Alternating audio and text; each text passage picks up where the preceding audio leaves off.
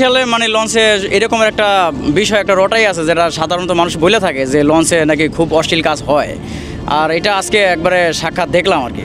হ্যাঁ, অনেকে করে থাকে কিন্তু কেবিনে এটা নিজের সেফটিতে, কিন্তু একবারে যে প্রকাশ্যে মানে খোলা ছাদের নিচে মানে এটা একবার মানে দর্শক, ঈদ যাত্রায় বাড়ি যাওয়ার সময় এরকম একটি অনাকাঙ্ক্ষিত ঘটনার সাক্ষী হলাম আমরা। পুরো ঘটনার বিস্তারিত আমার ভিডিওতে আছে, কেমনে কি করছিল, কি হয়েছিল মানে ঘটনা ঘুরে ওরা স্বামী স্ত্রী নাকি মানে আপনারা কি প্রমাণ পরে পাইছেন যে ওরা স্বামী স্ত্রী না? ওরা স্বামী স্ত্রী নয়, ওরা স্বামী স্ত্রী।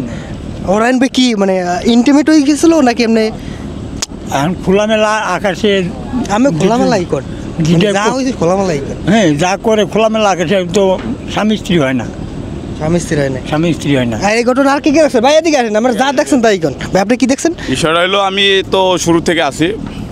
আমি যখন লঞ্চে উঠি তখন এই পাশে আমার পাশে একটা সিট আছে, অনেকক্ষণ তো আমার সিটটা খালি, কিন্তু তারপরে দেখা গেছে ওই সিটে 4-5 ঘন্টা পরে ওই লোক আসলো। আসার পর আমরা জিজ্ঞাসা করালো যে আসলে আপনি কি একা কিনা। পরে বললো যে আমি একা। তো একা বলার পরে ভালো কথা, একা পাশে আরেকজনের সিট দেওয়া হলো। ডাক দাও, ওরা ডাক দাও। সিট দেওয়ার পরে উনি দেখলাম যে রাত্রে যখন 9টা-10টা বাজে তারপরে ও একটা মেয়ে নিয়ে আসলো রাত্রে, মানে পুরোপুরি রাত যাপন করলো, মানে বেপরোয়া অবস্থা, মানে যেটা আসলে অশ্লীল একটা পরিবেশ তৈরি করছে, যেটা আসলে আশেপাশে যারা ছিল তাদের কাছে একদম জঘন্য একটা ব্যাপার হয়েছে, যেটা আসলে আমাদের লঞ্চের যাতায়াত ক্ষেত্রে একদম খুবই একদম জঘন্য একটা খারাপ বিষয়, যেটা আমাদের দৃষ্টিতে খুব খারাপ লাগছে, বাজে লাগছে। এবং মুরব্বি যারা ছিল তারাও দেখছে যে এটা আসলে কোনো আমাদের ভিতরে এগুলো আসলে দৃষ্টির বাইরে, মানে সামাজিক দৃষ্টির বাইরে, যেটা আমরা স্বাভাবিকভাবে নিতে পারি না। আচ্ছা, ঘটনাগুলো তার ওই যে সবাই দেখছে, পরবর্তী সবাই আছে এখানে যারা ছিল আশেপাশে, কেউ এটা ভালো দৃষ্টিতে নেয় না। এবং যে একটা পরিবেশ যেটা স্বামী স্ত্রী কখনো লঞ্চের ভিতরে এটা করে না। আচ্ছা, আপনারা পুরো ঘটনাটা কি সবাই দেখছেন? আমরা সবাই দেখছি, সবাই এখানে সাক্ষী আছে। পরবর্তীতে সকালে ওই মেয়ে ছিল, কিন্তু মেয়ের যে ছিল ওই মেয়ের সাথে আর একটা বান্ধবী ছিল, ও আসলো। আসার পরে দুজনে মিলে আর কি একটা ছবি তোলার একটা চিন্তাভাবনা ছিল, কিন্তু ওই ছেলেটা ছবি তুলতে রাজি না। সে ছবি তুলে প্রমাণ রাখতে রাজি না যে সে এই সাথে জড়িত আছে।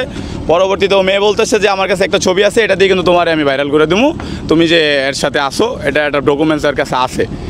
এরপরে কী হলো, এরপরে মেয়ে চলে গেল। সকালবেলা একটা ঘাট থেকে নামাই দিল, দেওয়ার পরে এই ছেলেকে ধরা হয়েছে। ধরার পর বাড়িতে ফোন দেওয়া হয়েছে, জিজ্ঞাসা করা হলো। জিজ্ঞাসা করার পরে ওর আম্মার কাছে ফোন দেওয়া হলো। আম্মারে জিজ্ঞাসা করলাম যে আপনার ছেলে নাকি বিয়ে করছে। তো ওর আম্মা প্রথমে থমকাই রয়েছে, 1 মিনিট তেমন কোনো কথা বলতেছে না যে আসলে ছেলে বিয়ে করছে কিনা, আসলে ওর মা জানে না। পরবর্তীতে ওর মার কাছ থেকে আবার ওর ভাই ফোন কেড়ে নিল। ফোন কেড়ে নিয়ে সেও একইভাবে আমার সাথে তাল মিলিয়ে কথা বলতে চাইছে, কিন্তু তাদের কথার সাথে কোনো এই ধরনের সম্পর্কে কোনো মিল নাই, পুরোপুরি একদম ভিন্ন একটা অবস্থা, যেটা আমাদের জন্য দুঃখজনক। এবং আমাদের এই লঞ্চ যে যাতায়াতের জন্য খুবই একটা দুঃখজনক যে এই ধরনের পরিস্থিতি বিভিন্ন সচরাচর হয়। সেটা আমাদের আজকে এই লাইনেও হইলো, যেটা আমাদের সমাজ বিরোধী কাজ, যেটা ইসলাম বিরোধী কাজ। আমরা একটা মুসলিম কান্ট্রি, এই মুসলিম কান্ট্রিতে এই অশ্লীলতা আমাদের কাছে কোনোভাবেই কাম্য না। মানে পুরো ঘটনা আমি ছেলেটার আসলে দেখাবো আপনাদের। ছেলেটা এই ভিডিওটা বুঝছেন? আচ্ছা, পুরোটা হয়েছে এই যে আমি পুরো ভিডিওটা ওদিকে না, এদিকে নইলে ডিসপ্লে আলোটা ছেলেটা আপনাদের দেখাই দিয়েছি, বা আমি ভিডিওটা নিয়ে রাখবো, ঠিক আছে? আমি আপনাদের ওখানে দিয়ে দেবো ছেলেটা দেখাবো। লঞ্চের ভিতরে আসলে অশ্লীল কাজ, যেটা তুমি অশ্লীল কাজ করো ভাই, লঞ্চে যে একদম ভালো কিছু হয় না, লঞ্চে অশ্লীল হয় ভাই, কেবিন নিয়ে তারপর করো, ঠিক আছে? কিন্তু ওপেন মানে একদম করতে পারবে না, প্রকাশ্যে এটা করতে পারবে।